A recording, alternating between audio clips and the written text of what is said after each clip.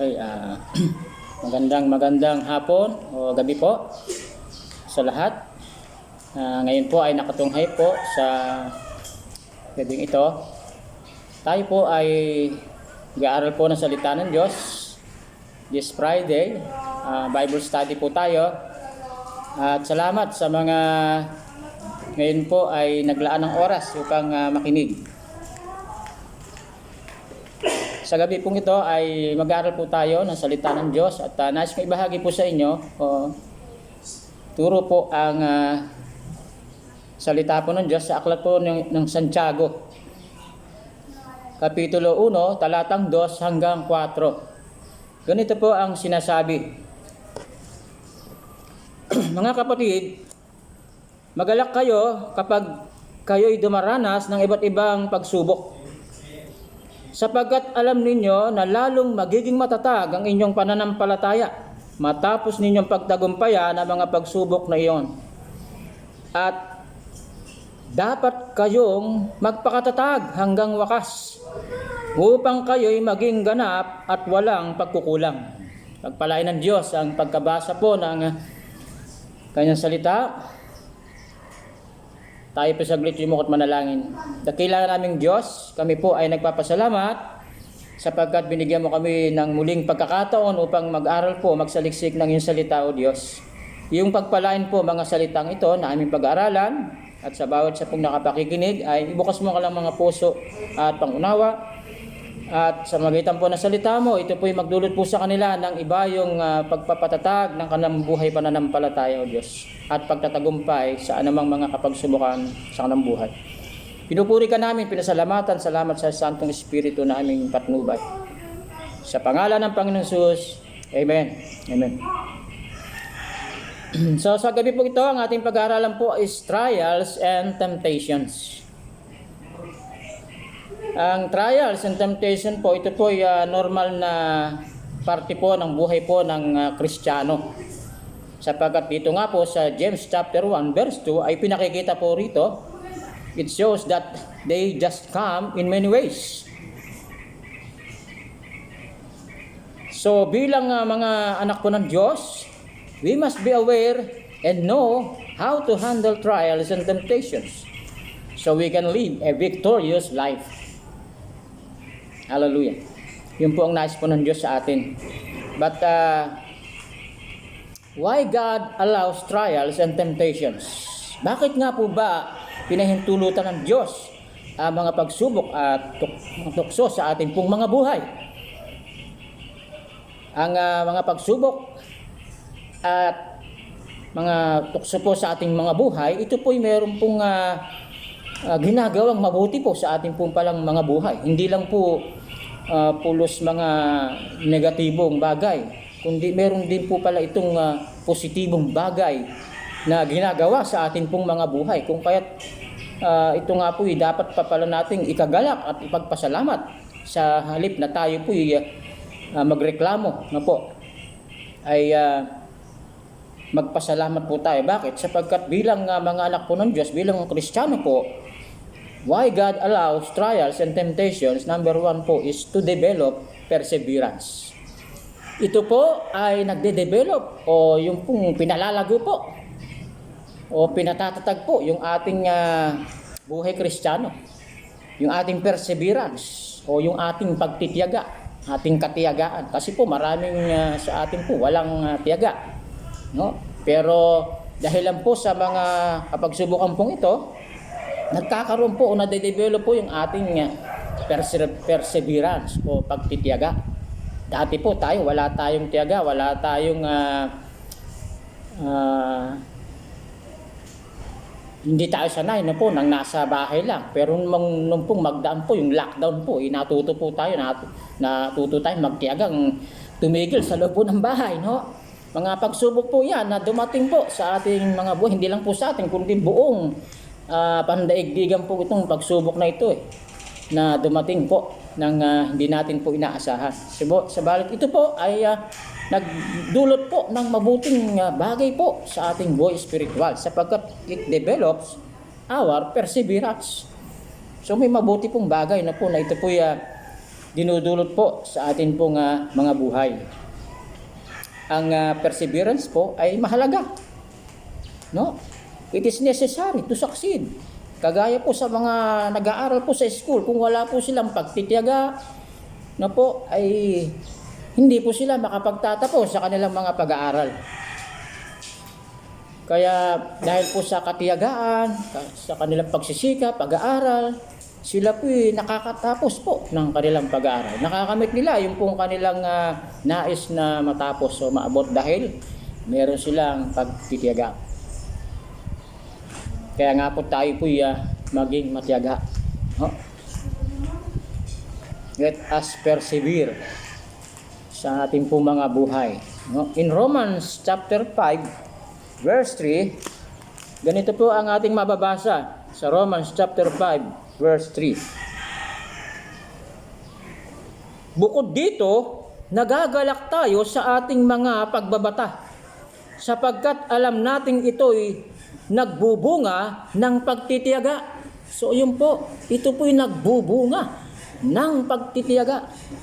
Oh, mayroon pong bunga, no? Kung dumaranas man tayo po ng mga pagsubok, no? Huwag tayo pong magreklamo, magpasalamat po tayo. No, sapagkat ito po'y nagbubunga po ng pagtitiyaga. No, so magandang bunga po ito. No. Kaya magpasalamat po rin po tayo, no, kung mayroon po tayong mga trials in life, no. Pangalawa po, why God allows trials and temptations is to purify our faith. So pinupurify po nito o dinadalisay po nito ang ating pananampalataya. Kasi po ang pananampalataya po sa ating pong buhay Kristiyano po ay napakahalaga sa Diyos, sa harapan ng Diyos. Ito po'y napaka-precious sa paningin ng Panginoon.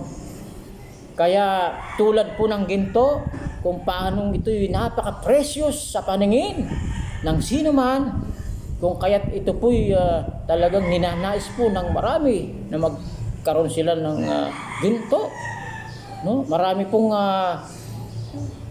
namamasukan sa pagmimina, no? Para po magkaroon ng ginto. Pero sa ating pong buhay espiritual, mahalaga po na tayo po'y yung ating pananampalataya po, yun po ang ating pinakaginto, no? Na kinakailangang madalisay. Nais ng Diyos na dalisayin yung ating pong pananampalataya. Kamusta pong ating mga pananampalataya ngayon pong ganitong sitwasyon po natin? Panahon po ng COVID, pandemic. Kamusta pong ating pananampalataya, mga kapatid? Tayo po ba ay nananatili, na nagtitiwala po sa ating Diyos? Nananampalataya sa ating Diyos? Na po?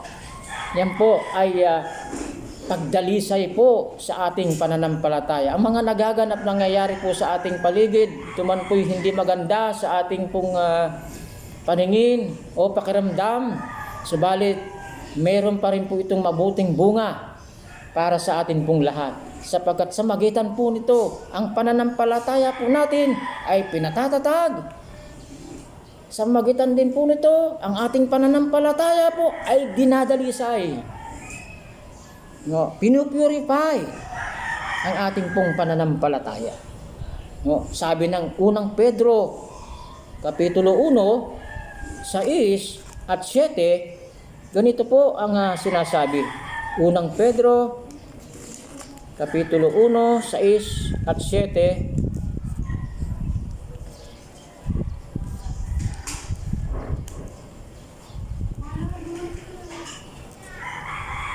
ito'y dapat ninyong ikagalak.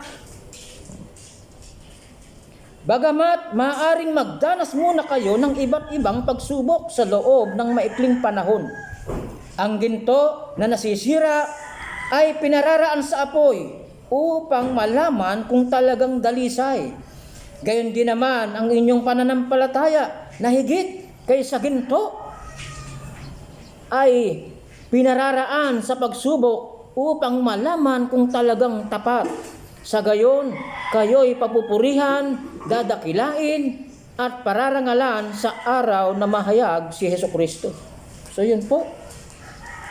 Ang ating pananampalataya po ay itinulad po sa ginto na dinadalisay. Alam po niyo, marami po kasi ngayong naglipa ng sari-saring mga yari sa ginto. Pero hindi po pala tunay na ginto. Mga tubog lang po sa ginto na hindi po totoo. No. Subalit yung pong tunay po na ginto, lalabas po na totoong tunay na ginto siya kapag siya po ipinarampo sa apoy. Dinalisay. Talagang lalabas at lalabas ang kanyang pagkaginto. So ganun po ang ating pananampalataya dahil ito po'y ginto sa paningin ng ating Diyos. Ito po'y kanyang dinadalisay sa magitan po ng apoy. Kung yung pong literal po na ginto, dinadalisay sa apoy, ayun po naman pong ating pananampalataya, dinadalisay din po sa magitang apoy ng pagsubok, apoy ng mga kapagsubukan po. Upang tayo po'y mapatunayang tunay na ginto ang ating pananampalataya. So ang ibang pananampalataya ay tunay. Pag pinaraan ka sa apoy, doon mapatutunayan ng ikaw ay gintong tunay. Bagamat ganun po ang ginagawa sa ating pananampalataya, ito ay dinadalisay, sinusubok, no po, ay wag po tayong panghinaan ng loob.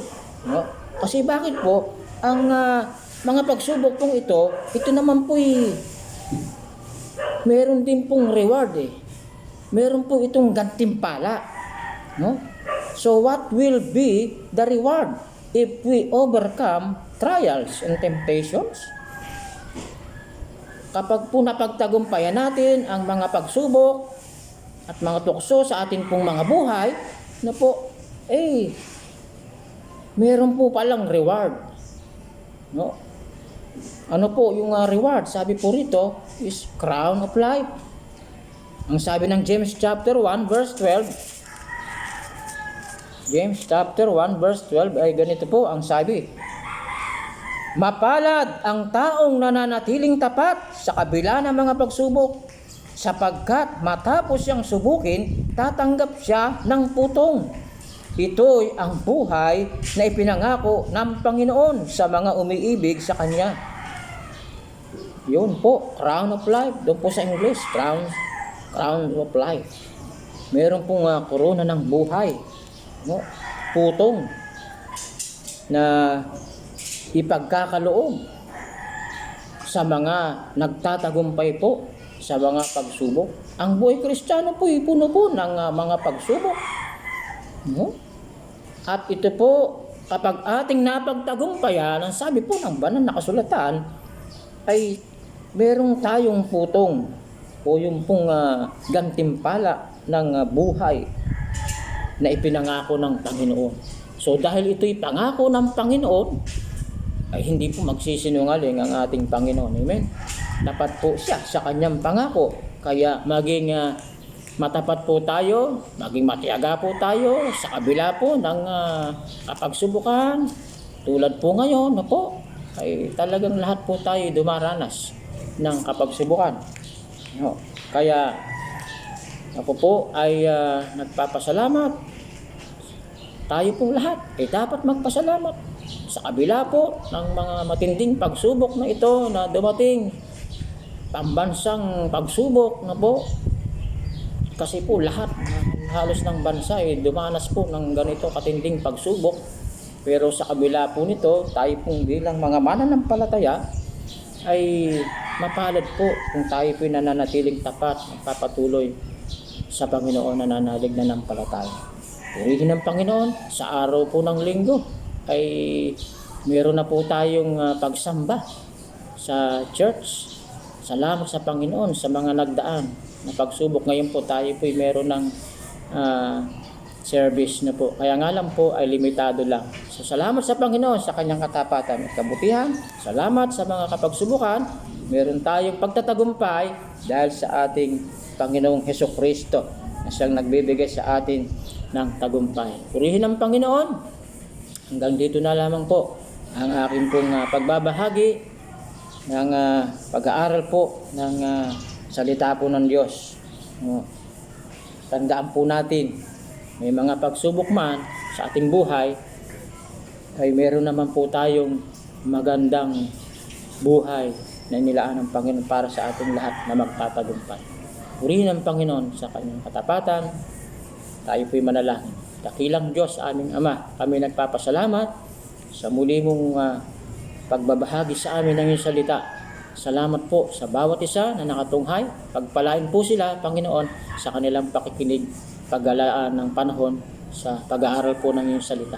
Salamat po, O Diyos, sa iyong kabutihan dahil hindi mo kami pinababayaan sa kabila po ng mga kapagsubukan. Ikaw ay Diyos na nariyan, nagbibigay sa amin ng katatagan, ng pagdadalisay. O Diyos, salamat po sa pagkaunawa ng iyong salita, O Diyos.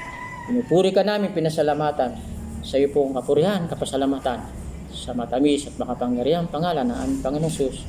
Amen. God bless you all.